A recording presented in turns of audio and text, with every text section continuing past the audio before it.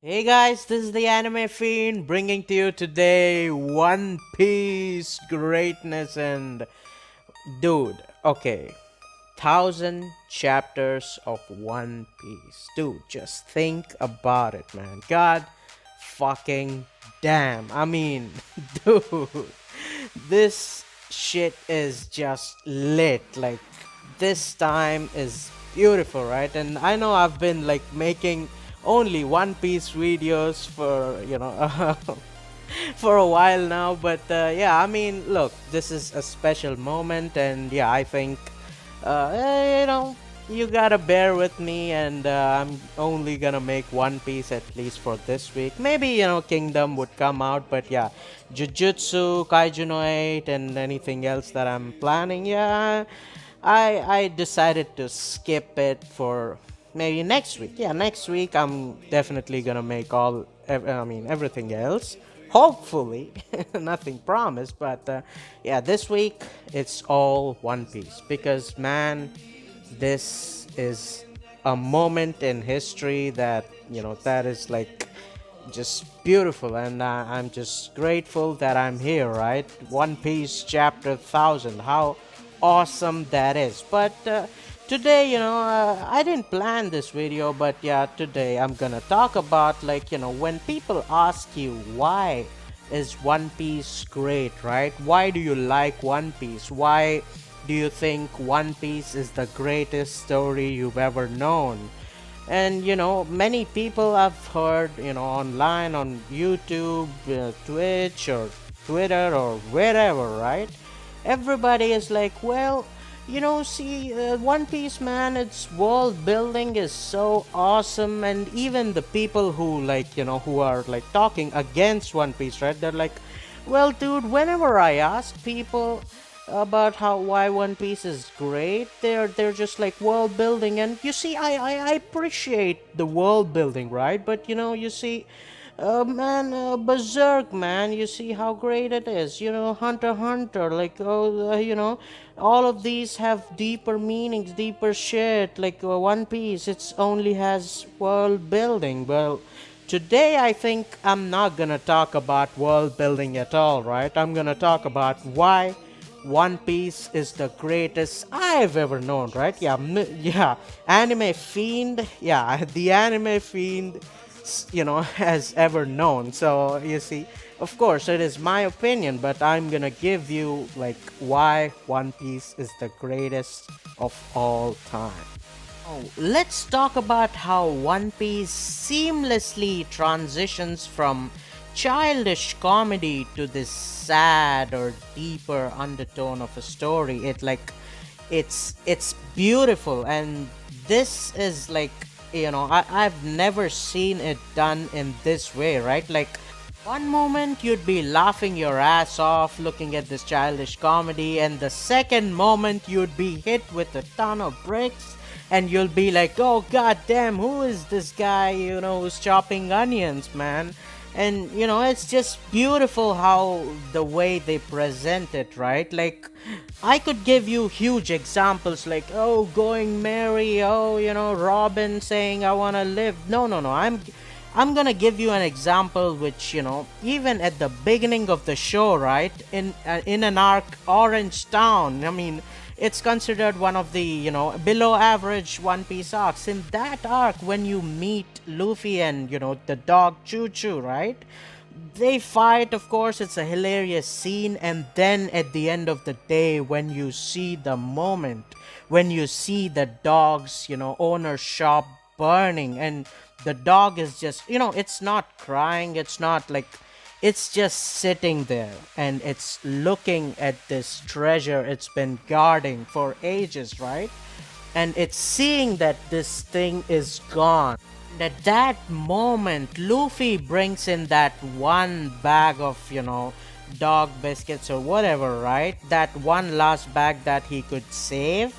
He brings it to him, and the dog is just, sitting there with that biscuit. It's like, that is the only treasure he could, save. But dude, that that moment, like, unless you're a heartless bastard like me, you know, that scene should just move you. Of course, this is like a small, beautiful moment, right? Of course, but One Piece doesn't shy away from these bigger themes as well, right? These bigger emotional or political themes, right? Of course, One Piece has dealt with what is evil, it's the theme of like what is evil, what is pure justice, what is good, what is bad. Of course, we've always seen in stories like this character, he's always evil. Yeah, he had a sad childhood. His parents beat him, Uncle Ben touched. Okay, you see, they're either pure evil or pure good. But you see, the thing in One Piece is like you're always gonna see the other side of the coin, right? The character may be pure evil, the concept may be pure evil, but there is always another side of to the coin, right? And this, I think, is beautifully shown in the arc Marineford, where see these Marines, the people of justice, are trying to do as many underhanded things, as many like side things as possible to get to this like the worst criminal there is, right? Like they want to do everything in their power to like destroy this guy who is who's considered the worst of the worst criminals out there, right? The biggest and the baddest guy out there. But you see, the theme here is like, if there is a devil, right, and you want to break all the rules in the world to get to the devil and beat the shit out of him, right? Then like what rules would save you when the devil gets back to you, right? Because you've broken everything there is. Now some people might say, dude, I mean, if it's the devil, what like, get to him by any means, destroy any rule you established, every good thing you've done, doesn't matter, you could break everything you have to beat the devil, right? But then again, you see, what makes you the good guy if you're breaking every rule in the game to beat the devil himself, right? What makes you not the second devil himself? So you see, the thing here is like it's there's always gonna be the other side of the coin. It's never pure evil, never pure good, right? Because of course, Whitebeard, yes, he's considered as this evil dude, the biggest bad dude there is, right? But you see, when you actually see the man, all he wanted was a family. Even the Pirate King respected this man. Even the Pirate King was like, dude, if you wanna be the king, go. It's all there. But this man is like, no, man. All I want is a family. And if somebody threatens my family, then my man, I'm gonna give it to you. And you know, talking about that, I think another theme of One Piece that is like, I've not seen many people speak about this, right? But it's like the bond between people is thicker than the blood that flows through them, right? And I think that concept is pretty underrated, and that is really beautiful. We've seen this throughout the story, right? Like, just because, Ace is Roger's son, just because Luffy is Dragon's son, just because Sanji is Judge's son, just because Katakuri is Big Mom's son, that doesn't mean they need to, like, they need to follow them, they need to do what they've done, they need to like them, they need to love them. No, it's like, you see, the thing is, with every character I've mentioned here, they like somebody else, right? They don't give a shit about who they are, what their blood is. And a good example is Sabo. Like, he is a noble in Goa Kingdom, right? And of course, he's not like the Celestial Dragon, but of course, he's a pretty good noble. His family is pretty rich. He could live a good life, right? But he knows how evil his family is, how corrupt the system is. So, he gave up that life to live with Luffy and Sabo in the filth, right? And you see, even when he meets Dragon, he's like, dude, it like suffocates me to live in this garbage dump, right? And he's not talking about the shitty place Luffy and Sabo were, like living. He was talking about, the system. He was talking about the nobles who, who think they could get away with anything because they are nobles, right? And you see the bond he created with Luffy and Sabo, it's more apparent. He likes that more, but unfortunately, of course, he like loses his memory. But you see, the thing is, the bond there is alive, right? And to someone like me, who have these good friends, who has like who has created this bond of brotherhood, and it's not like I had a sad past, I had bad parenting and stuff. No, no, no, no. I love those people as well, but you see, the bond I've created with my friends, like that's like better than anything I could have asked ever, right? So I think this concept is pretty underrated and not talked about a lot. Now, I don't think these concepts could have been achieved without a great set of characters, right? Now, I've heard a lot of people say, like, oh, One Piece characters, man, they're not too in depth, man. It's not like sane, and they're not, Okay, let's get into it, man. I mean, look at One Fisher Tiger. This dude, he was this hero of the fishmen who saved all these slaves from the celestial dragons. He like helped a lot of people to grow, and he, of course, he knew Otohime, the woman who fisherman queen, right? She actually wanted to grow good relations with humans. She wanted to end the hatred, but you see, at the end of the day, even after he believed that Otohime, she was right, and he wanted to see a future where people actually, humans and the fishmen, they actually look eye to eye, and they actually, think of each other as an equal, right? But even after he thought that, he refused to save his own life with human blood, right?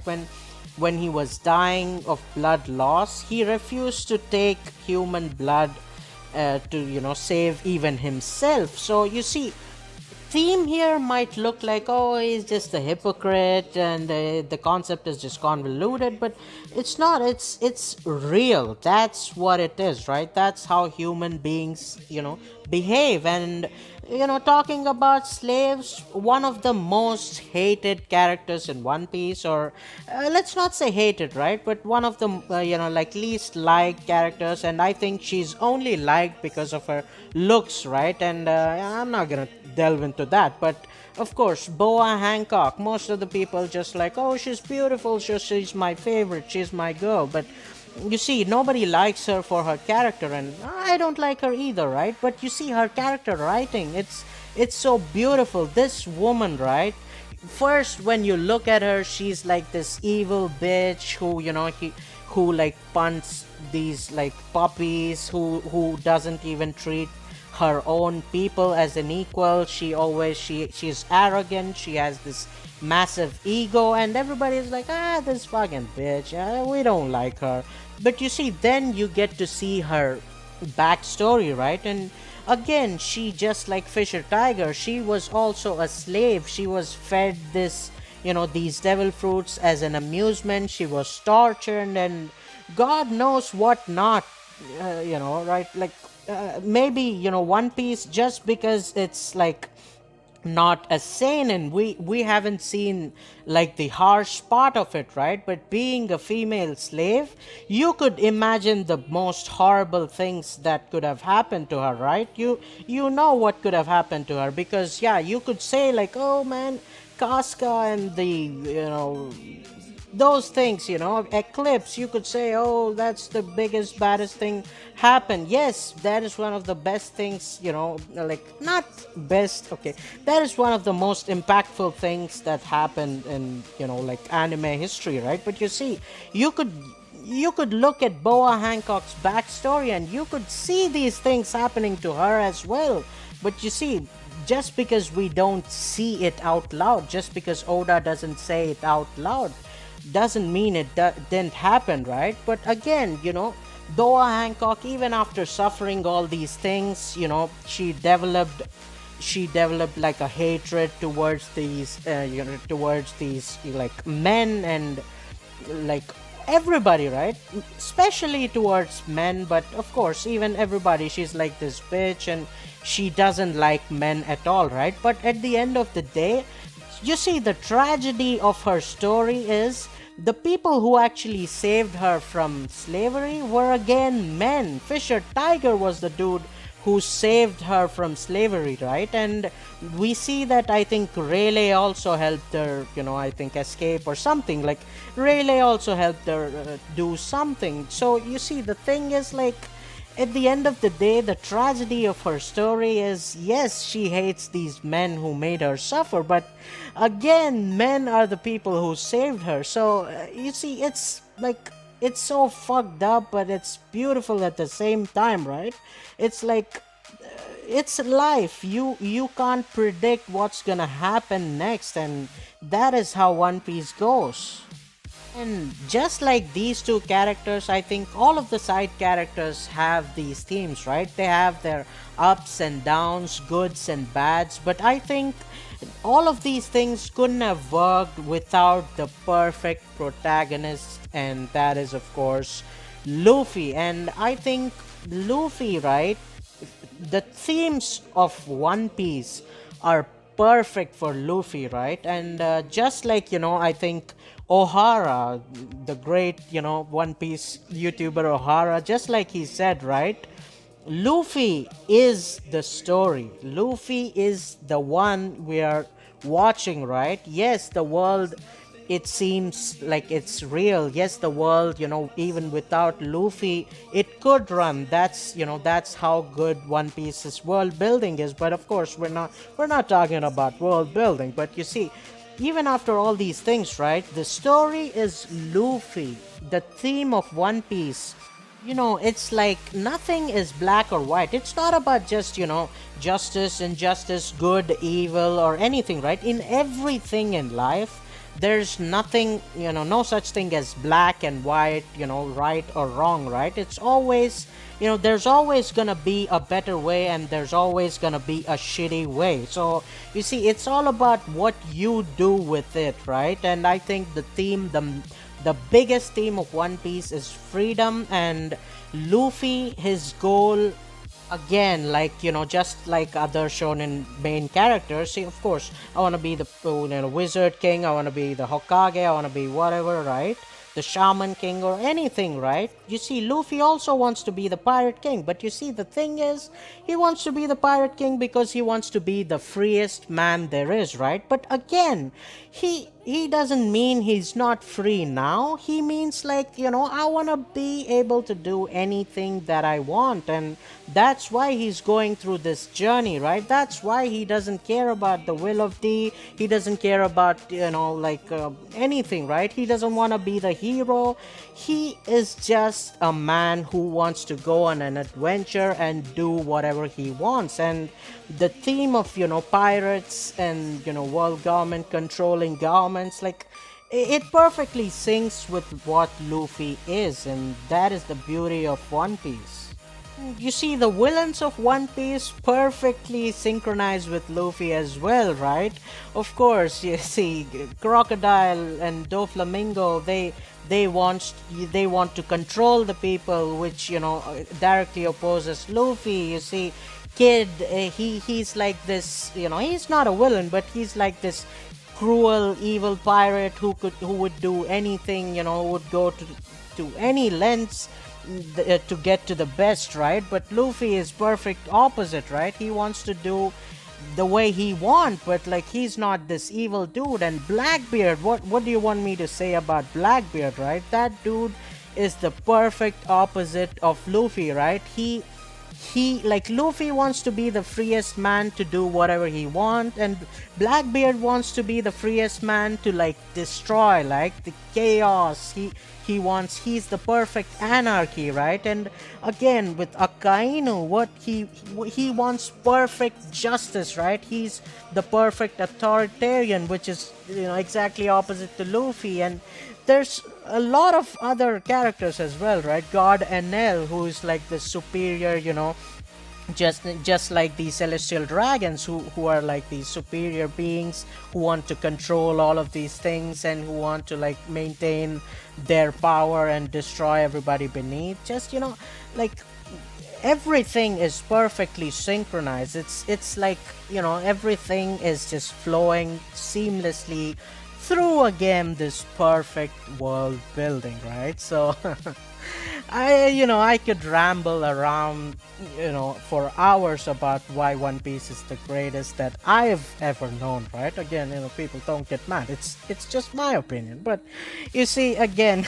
I think the video is already long enough. But anyways, if you think, my video is actually good, then, like, share, subscribe, and maybe, subscribe to my Patreon if you want to support me even more. But of course, liking, sharing, subscribing is all the help I need. And you see, you could join my Discord, discuss stuff with me and my friends and, everybody on Discord. Like, it would be fun. Like, many topics I actually make videos on. We discuss in Discord, right? So, anyways, of course, as always, until next time, peace.